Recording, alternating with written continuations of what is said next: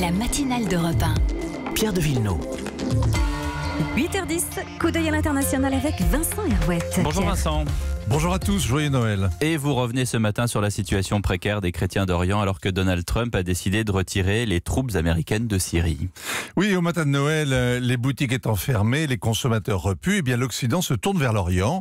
C'est assez nouveau. Il y a quelques années encore, les télés se contentaient du pape célébrant la messe de minuit au Vatican, mais désormais les images de l'office à la mangeoire de Bethléem font partie des symboles de Noël. On évoque d'ailleurs la disparition des Palestiniens chrétiens.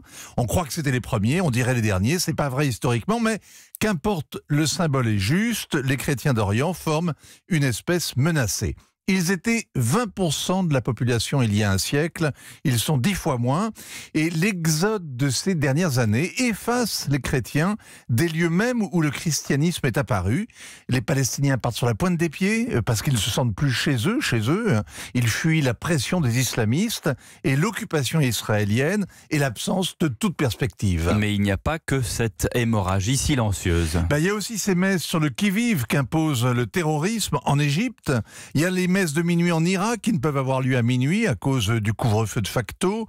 Et puis ces régions où il n'y a plus de messe du tout, Daesh ayant fait fuir tous ceux qui n'étaient pas sunnites et qui ne reviendront pas. Il y a ces offices en Syrie, dans des églises ruinées qui rappellent qu'on peut être martyr sans l'avoir voulu.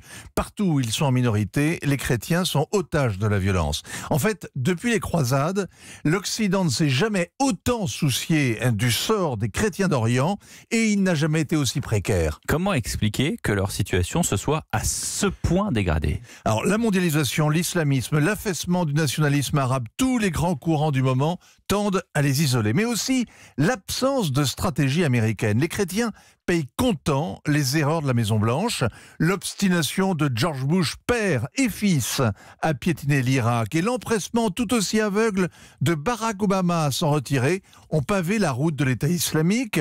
Le repli ordonné soudain par Donald Trump est un autre coup de couteau dans le dos.